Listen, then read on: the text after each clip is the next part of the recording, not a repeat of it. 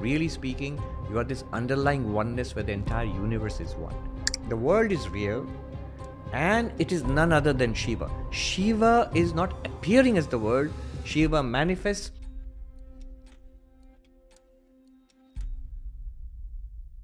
You were talking about Adi Shankaracharya. You mentioned him a little bit earlier when I think you were talking about the Upanishads. He was believed to be an incarnation of Lord Shiva.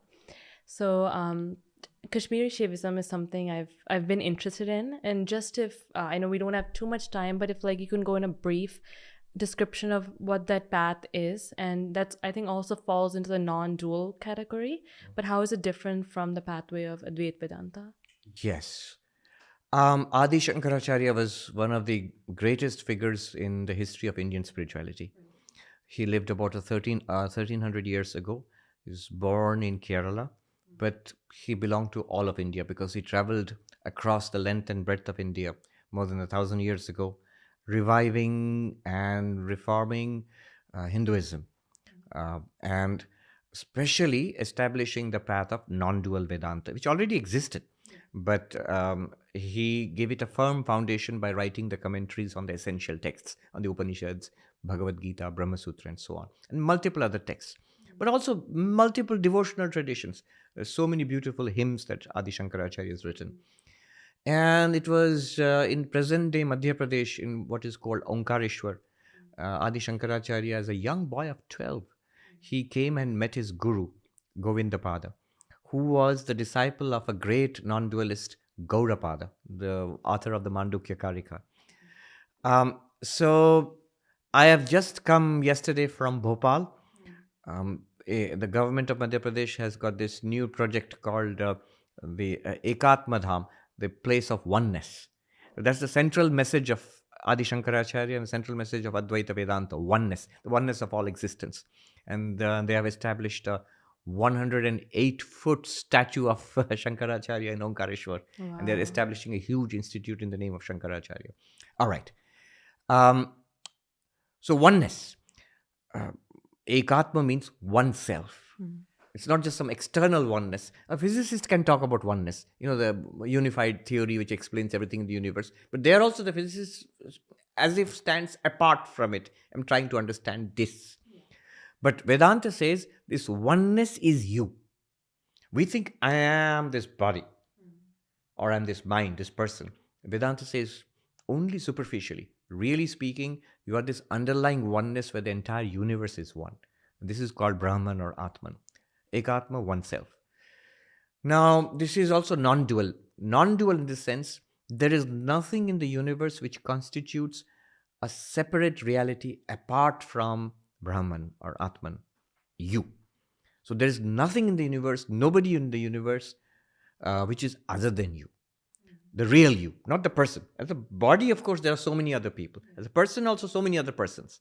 But as this being, consciousness, bliss, Satchidananda, there's nothing other than that. Everything else, you will say, what's all this? This is all an appearance in that. That reality is appearing in these ways. Just like a movie screen appears as a movie. Screen appears as all kinds of movies. Just like your dreaming mind appears as a dream with so many people and events, but all the time, even when you're experiencing the dream, really it's just your mind which is dreaming all that. When we're experiencing this world, it's really just existence, consciousness, bliss. So that's Advaita Vedanta. Now, that's not the only non-dual tradition. There are a number of non-dual traditions in Indian spirituality, in Indian philosophy. The most well-known is, of course, Advaita Vedanta, non-dual Vedanta. But there is Kashmiri Shaivism, which is non-dual Shaivism. There are arguably at least two streams of Mahayana Buddhism, the Yogachara Vijnanavada and the Madhyamaka Shunyavada, which also are non-dual. At least they refer to themselves as being non-dual. So we have to take them at their word. These are all non-dual traditions. How are they different? Especially Advaita Vedanta and Kashmiri Shaivism, there are some stark differences. So Advaita Vedanta says there is one limitless existence, consciousness, bliss, and the entire universe is an appearance. Whereas Kashmiri Shaivism doesn't call the universe an appearance. It says that there's one limitless existence, consciousness, bliss, which it calls Para Shiva. Shiva or Para Shiva. Are they But devotees of Lord Shiva? yes, they are Usually, devotees of Lord they Shiva. think he's the supreme. He's being. supreme Okay. being, the devotees.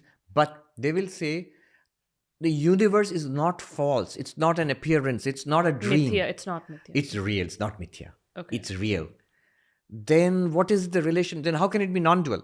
Yeah. Because if you have a ultimate reality, Brahman or Shiva, and a reality called the universe, then you have two. Yeah. There's dualist. Yeah, there's a duality to it. Yeah. Advaita Vedanta doesn't have that problem because it says what appears as the universe, it's an appearance.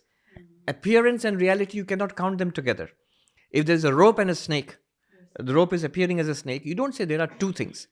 There is one thing being mistaken as something else. There's a rope which is real, and one it's being mistaken as the snake. The rope is non-dual with respect to the snake. Because the snake does not exist as a second thing. But the moment you say the world is real, it exists, then how are you going to say it's non-dual? How is Shiva non-dual? How is Kashmiri Shaivism non-dual?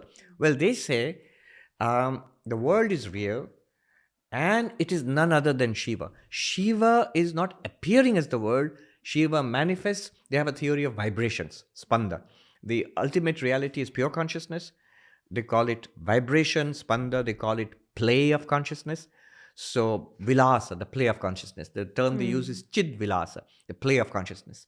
So, consciousness plays as this universe. At no time is it anything other than Shiva. So, all of these are Shiva. All of this is one consciousness. But there's no reason to say it's false.